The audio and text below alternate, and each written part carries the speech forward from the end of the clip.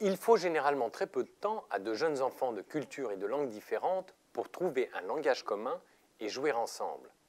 Il n'en faut pas plus à une mère pour apprendre à communiquer avec son bébé.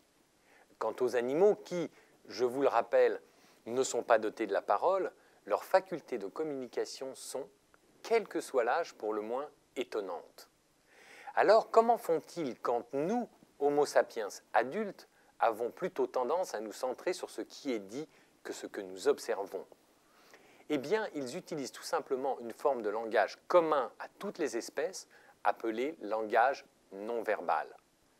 On range généralement dans cette catégorie tout ce que le corps recèle en matière d'expression, et qui va du regard à la gestuelle, en passant par le toucher, la posture, les mimiques du visage, ou encore le silence, l'intonation, le rythme et le volume de la voix. Une étude réalisée en 1967 à l'Université de Californie par le psychologue Albert Mehrabian a montré que dans la transmission d'un message, les mots ne comptaient que pour 7%, tandis que l'expression de la voix comptait pour 38% et le langage non verbal pour 55%.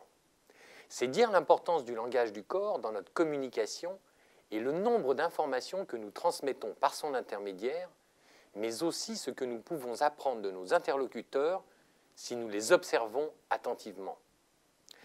Amusez-vous, par exemple, à étudier de loin le comportement de personnes qui discutent.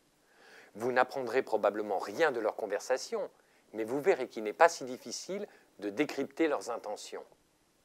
Il ne vous restera alors plus, dans vos rapports personnels, qu'à vérifier la congruence de vos interlocuteurs, c'est-à-dire l'adéquation entre ce qu'ils expriment verbalement et le langage, certes inconscient, mais nettement plus fiable, de tout leur corps.